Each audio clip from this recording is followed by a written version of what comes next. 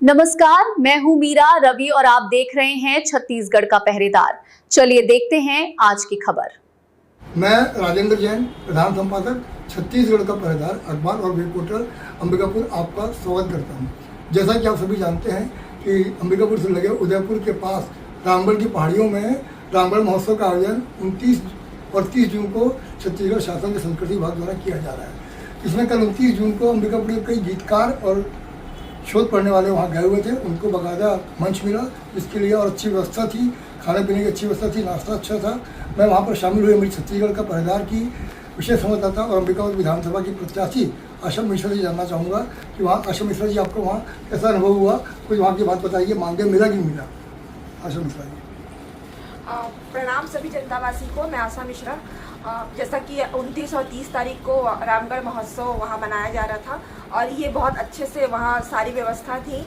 वहाँ पर हम लोग बस यहाँ कलेक्टर महोदय जी के द्वारा हमें बस सुविधा दिया गया था आने जाने का, और वहाँ खाने पीने का सारा व्यवस्था बहुत ही उत्तम था और नाश्ता पानी भी बहुत अच्छे से दिया गया था। और स्टेज में बाहर से भी, दिल्ली से भी कार्यक्रम करने के लिए रामायण का पूरा वाचन वहाँ पर किया गया था, बहुत अच्छा था, सारी चीज़ें बहुत अच्छी थी।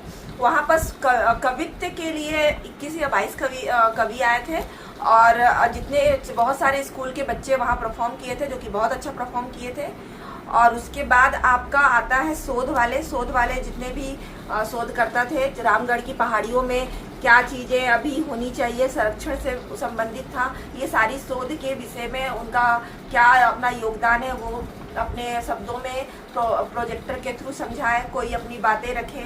तो ये सारी कार्यक्रम बहुत अच्छे से चला। सुबह 10 बजे हम लोग पहुँचे थे, 10:30 बजे लगभग, और रात को हम लोग मतलब शाम को 7 साढ़े 7 बजे तक हम लोग वहाँ से वापस आए। इस बीच में सारी व्यवस्थाएं बहुत अच्छी थी। मैडम, एक चीज़ पूछना चाहूँगा, क्या आपको मानदेय प्राप्त हुआ? सर, वहाँ के जो संचालक थे उनके द्वारा ये बताया गया कि जो कवित्व का पाठन कर रहे हैं या कवित्व सुना रहे हैं उनके लिए मानदेय नहीं आया है, और बाकी शोध करता है उनको 2-2 हजार दिया गया है। तो मेरे लिए तो बहुत खेद और चिंता का विषय है, क्योंकि हर साल वहाँ पर कवियों लोग को भी 2000 रुपये मानदेय दिया जाता था, और बार शोध वालों को दिया गया और आप लोगों को दिया गया।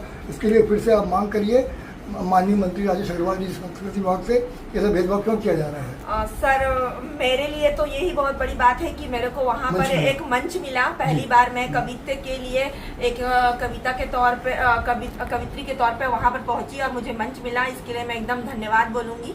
और मैं वहाँ बहुत अच्छा कविता पाठ की और सारे लोग मेरे कविता पाठ को सुने भी, उनके लिए मैं बहुत कृतज्ञ हूँ। दूसरी बात यह है कि जो लंबे समय से अगर मिलते आ रहा है और नहीं मिला है, हो सकता है कि उनके पास फंड का दिक्कत है, लेकिन शोधकर्ता वालों को मिला है तो उससे जो पुराने कवि हैं उनका मन जो होता है हतोत्साहित हो जाएगा। आने वाले टाइम पे हो सकता है कि वो इस कवित्व के लिए तैयार ना हो। इसलिए मैं कलेक्टर महोदय से चाहूँगी कि जितने भी कवि थे उनको देने की कृपा करें, या जैसा भी व्यवस्था हो उनको पहुँचाए या जैसा भी करें, लेकिन मतलब आगे के लिए भी वो तैयार रहे ऐसा लिखने के लिए और उनको मंच मिले। धन्यवाद। ठीक, बहुत बहुत धन्यवाद। सभी काव्य प्रेमियों और महाअनुभवों का हार्दिक अभिनंदन करती हूँ। मैं आशा मिश्रा, तुमसे साहित्य की उपाध्यक्ष। मेरी कविता इस प्रकार है। सरगुजा की रामगिरी, सरगुजा जय जय तोला भजो राम, तोला भजो राम, तोला भजो राम, तोला भजो राम।